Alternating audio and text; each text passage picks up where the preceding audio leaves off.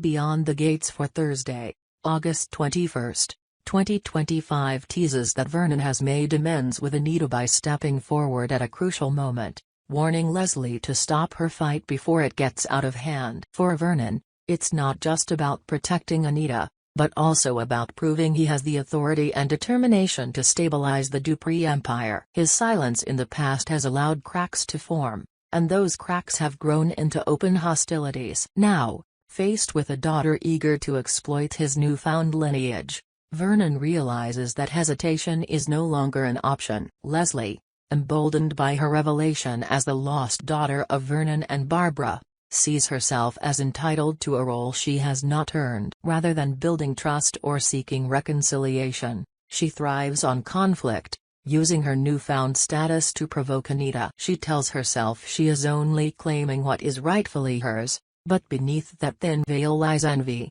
resentment, and a hunger for recognition that no one else seems willing to give her. To her, Anita represents everything that she has been denied: family acceptance, respect, and a legacy. Vernon's intervention strikes her as betrayal, even though deep down she knows he is attempting to protect the fragile thread still holding the family together. The tension is palpable before a single word is spoken. He chooses a quiet, guarded setting, away from Anita and Barbara's lingering presence, to ensure Leslie has no stage for her theatrics. Vernon speaks with the weight of a man who has carried regret for too long, making it clear that the family will not withstand further discord. He does not shout, he does not rage, but his controlled, deliberate tone carries far more impact. He reminds Leslie that power is not seized through manipulation or petty attacks but earned through loyalty, trust, and sacrifice. He places conditions before her: either she respects the fragile peace that is emerging, or she risks losing not only his support but also the chance to carve out any meaningful place in the Dupree legacy. For Leslie, the words sting. She has built an identity on defiance, on being underestimated and then proving people wrong. To be threatened by the man she had only just begun to recognize as her father cuts deeper than she expected. For the first time, she falters. Her usual bravado slips, and though she outwardly agrees to step back, her mind is already racing toward her next move. Her temporary retreat from openly attacking Anita is not a gesture of surrender but of recalibration. Leslie is nothing if not resourceful, and when her initial weapons of confrontation are stripped away, she searches for another. She starts digging into her mother's past, a woman whose absence had shaped her as much as her presence ever could have. Leslie discovers that her mother had been part of a music group in her youth, a group whose history has only recently re-emerged because of Anita's reunion with her two former bandmates, Tracy and Sharon. That connection sparks a dangerous idea in Leslie's mind. If she cannot weaken Anita directly, she will use Anita's relationships as leverage. The Articulettes, once fractured, have just begun to rebuild the bonds of their shared past. Anita's reconciliation with Tracy and Sharon is fragile, like a glass sculpture pieced back together. Leslie believes she can shatter it with a single revelation. She convinces herself that exposing the truth that her late mother had been a member of the group will destabilize Anita, sow doubt, and plant seeds of mistrust among the trio. But Leslie miscalculates in one important way. She assumes that Tracy and Sharon are as hungry for conflict as she is. She believes they will recoil in shock and suspicion, questioning Anita's integrity. She pictures them turning cold, demanding explanations, and viewing Anita as someone who had hidden truths for personal gain. Yet Leslie fails to recognize that bonds forged in music, in years of collaboration and shared ambition, do not break so easily. Tracy, pragmatic and sharp-tongued, has always had a keen sense of when someone is spinning a story for their own benefit. Sharon, though softer and more empathetic, carries her own scars of betrayal and knows too well how people twist the past to manipulate the present. Both women have seen Leslie's antics from afar, and while they may be shocked by her claims, their skepticism of her motives may prove stronger than their curiosity about her revelations. The encounter between the three former Articulettes and Anita becomes inevitable. Rumors stir, questions arise, And Devon, an opportunistic figure who thrives on drama, adds another layer of complexity by inviting Anita to consider a performance that would bring together both the nostalgia of the group's past and the freshness of a new collaboration. Anita, still smarting from Leslie's provocations, finds herself standing at a crossroads. She longs for the harmony she once had with Tracy and Sharon,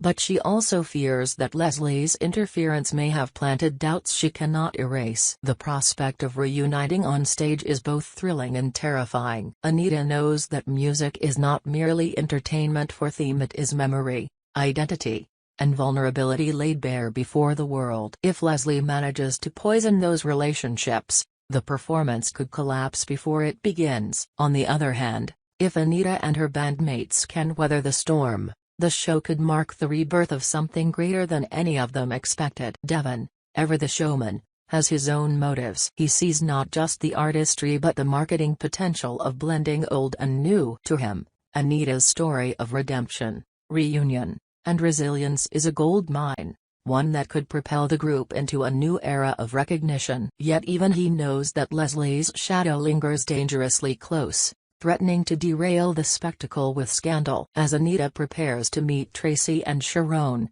the weight of everything presses heavily on her. It is not merely about clearing her name or explaining away Leslie's schemes. It is about reclaiming trust, about standing tall in the face of doubt, and about refusing to let her family's chaos consume the one part of her life that has always been hers. Her music. The gathering of the three women is set in motion. Each arrives carrying a storm of emotions: nostalgia, hesitation, and curiosity. Anita braces herself to share not only the wounds Leslie has inflicted but also the fragile hope she still carries for their future. Tracy and Sharon listen, their expressions shifting as Anita recounts the relentless barrage of provocations and lies. They can see the weariness in her face, the way her voice trembles when she speaks of family ties weaponized against her. For once, Anita does not posture or perform, she simply speaks as a woman desperate to protect what little peace she has found. Whether her words are enough to hold them together is uncertain, but in that moment, the question is not about Leslie's schemes or Devon's ambitions. It is about whether the Articulettes can stand as one again. Stronger not because of a flawless past but because of a shared determination to rise beyond betrayal. And yet, lurking at the edges, Leslie waits. She has planted her seeds and now watches eagerly to see if they bloom into chaos. What she does not realize is that in her attempt to weaponize her mother's memory, she may have underestimated the resilience of the bonds she is trying to sever. The uneasy calm that follows Anita's meeting with Tracy and Sharon does not last long. Though the three women manage to reach a tentative understanding, the undercurrent of suspicion remains. Tracy, pragmatic as ever, cannot ignore the way Leslie's revelation gnawed at her. She does not accuse Anita of deceit outright, but her questions carry a sharp edge, as though she is testing Anita's defenses. Sharon, more forgiving,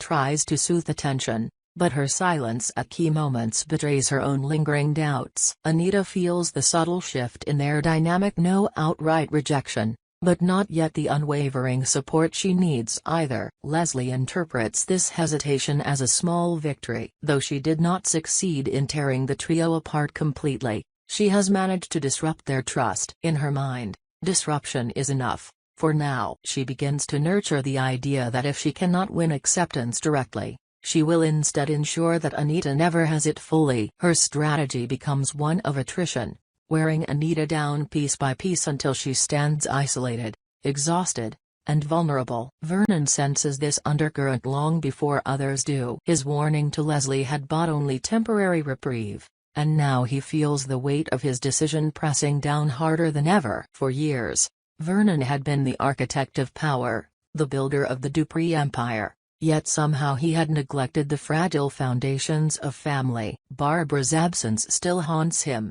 a reminder of what was lost and what was left unfinished. Leslie's bitterness is not entirely her fault. She is a product of secrets, of truths withheld until too late. Vernon begins to realize that his attempt to dictate terms may not be enough. What Leslie needs is not threat but recognition. Yet how does one give recognition without undermining Anita, the daughter who has been loyal, the daughter who has endured? The answer: he thinks, lies in balance. He must find a way to affirm Leslie without betraying Anita, to mend what is broken without widening the rift. But Vernon knows that balance is a delicate thing, and one wrong move could tip everything into chaos. Meanwhile, Devon moves ahead with his plans for the performance. His ambition is as relentless as ever, and though he presents himself as a visionary uniting the old and the new, he is just as invested in the drama behind the scenes. He recognizes that controversy fuels attention, and attention fuels ticket sales. He pushes the idea of a grand showcase. Anita,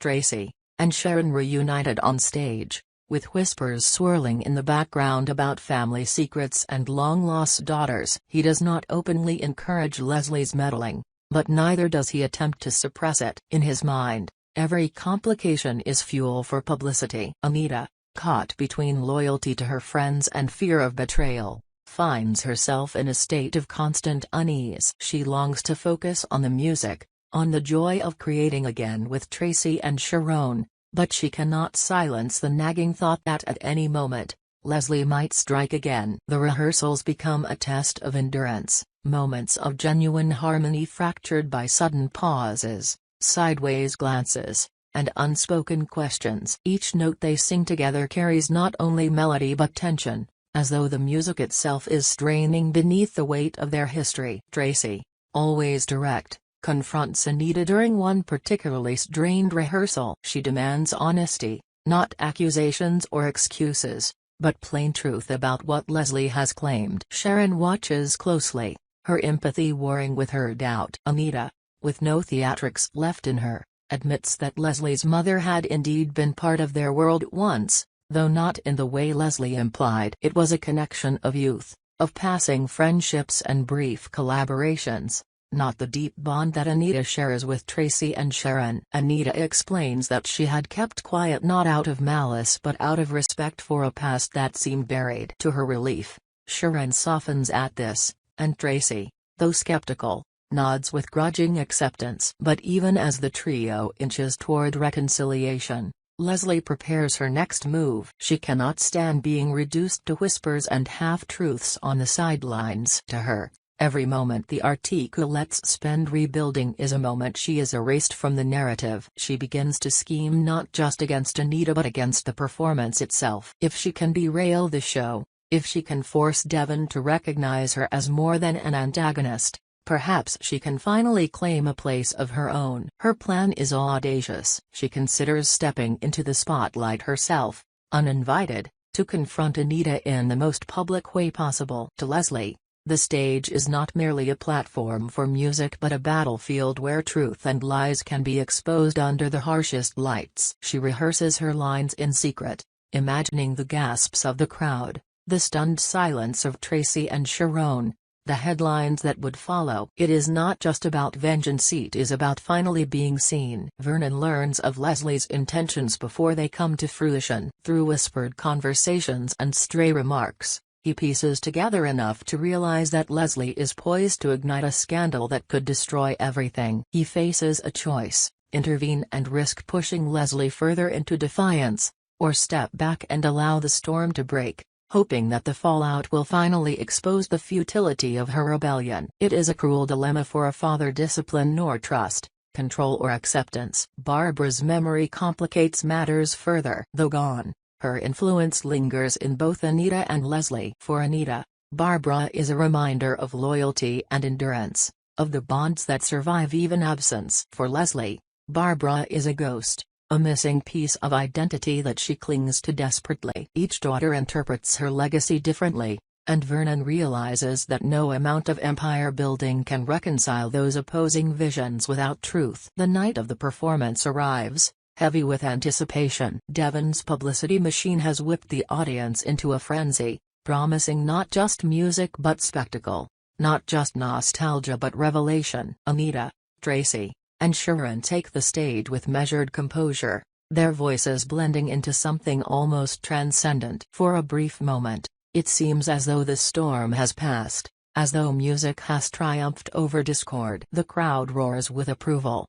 swept up in the power of reunion. And then Leslie makes her move. She steps forward from the wings, uninvited, her presence immediately sending a ripple through the crowd. Murmurs rise into gasps as she takes hold of the microphone, her eyes fixed on Anita. She declares her identity, her lineage, her right to be heard. She speaks of Barbara, of secrets kept too long, of truths hidden in shadows. For a moment, the audience is spellbound, caught between sympathy and shock. Devon, ever the opportunist, hesitates but does not intervene. After all, the drama is only heightening the spectacle. Anita, standing under the lights, feels the weight of the moment press down on her chest. She could deny Leslie outright, discredit her before the world, but something in her heart resists. She sees not only an enemy but a wounded woman desperate to be acknowledged. Tracy and Sharon exchange uneasy glances, unsure of whether to step forward or hold back. Vernon, watching from the shadows of the audience, knows this is the moment that will define the family's future. The silence stretches, charged and electric, until Anita finally speaks. Her words are not rehearsed, not crafted for the stage, but raw and unfiltered. She acknowledges Leslie's pain, her longing, her right to know the truth about her mother. But she refuses to allow that truth to be twisted into a weapon of division. She tells the audience that music is not about tearing people apart but bringing them together, and if Leslie truly wants a place in that legacy, it will not be won through sabotage but through sincerity. The crowd responds with a mixture of applause and murmurs, divided between admiration and uncertainty. Leslie, momentarily thrown off balance, searches Anita's face for insincerity but finds only resolve. For the first time, her defiance falters. The stage that she thought would be her battlefield becomes instead a mirror, reflecting back the emptiness of her crusade. Yet this is not an ending but a turning point. Leslie must now decide whether to continue her war or to step onto a path she has never walked before, one of reconciliation rather than conflict. Vernon, too, must act, not as an empire builder but as a father, extending a hand not with conditions or threats but with something far more difficult: forgiveness. Tracy and Sharon must decide whether the Articulettes' rebirth can survive this intrusion, or whether the weight of history will once again fracture what they have rebuilt. And Anita, standing at the center, must hold fast to her vision of unity even as the shadows of doubt threaten to overtake her. The Dupree legacy hangs in the balance, its future uncertain. The echoes of the performance will linger long after the lights fade, shaping not only the destiny of the Articulettes but the fragile bones of a family still learning what it means to survive together.